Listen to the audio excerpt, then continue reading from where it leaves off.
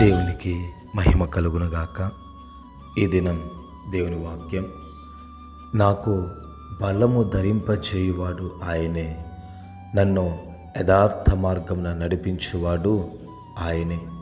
గమనించినట్లయితే కనుక దేవుని యొక్క లేఖనం సెలవిస్తోంది. ఇక్కడ భక్తుడు చెప్తున్నాడు, నాకు బలాన్ని ఇచ్చేవాడు ఆయనే, అంత మాత్రం కాకుండా నన్ను యథార్థ మార్గంలో నడిపించేవాడు కూడా ఆయనే అనేసి భక్తుడు సెలవిస్తున్నాడు.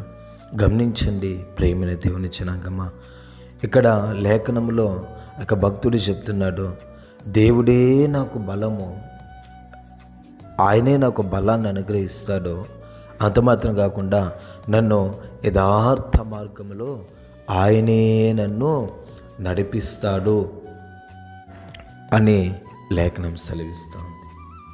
చూసినట్లయితే కనుక మనము దేవుణ్ణే బలముగా కలిగి ఉండడము శ్రేయస్కరము, అంత మాత్రం కాకుండా యథార్థమైన జీవితము కలిగి ఉండడం కూడా చాలా శ్రేయస్కరం అనేసి లేఖనం సెలవిస్తూ ఉంది.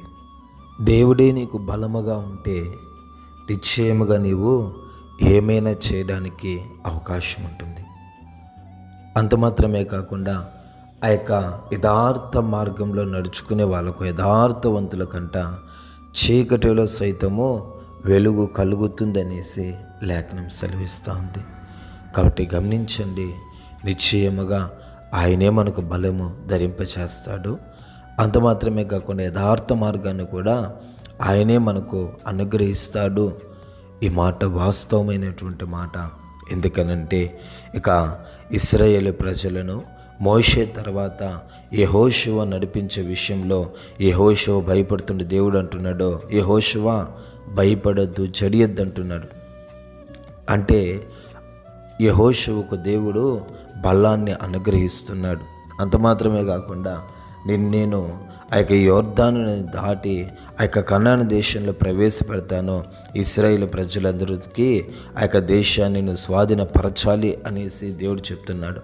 అంటే యెహోషువను ఎటువంటి మార్గంలో నడిపించబోతున్నాడో దేవుడు ముందుగానే ఇక యెహోషువకు తెలియపరుస్తు, నిశ్చయంగా నీ ద్వారా నీ కార్యాలని చేస్తాను, అయితే నువ్వు ఎలాగ ఉండాలంటే నీకు బలాన్ని అనుగ్రహిస్తాను, నువ్వు ధైర్యముగా ఉండు, దేనికి కూడా భయపడద్దు, నువ్వు నా యొక్క ధర్మశాస్త్రాన్ని ఈ ప్రజలకు బోధించు, అంటే యథార్థంగా ఉండు అనేసి కూడా దేవుడు యెహోషువకు సెలవిస్తున్నాడు.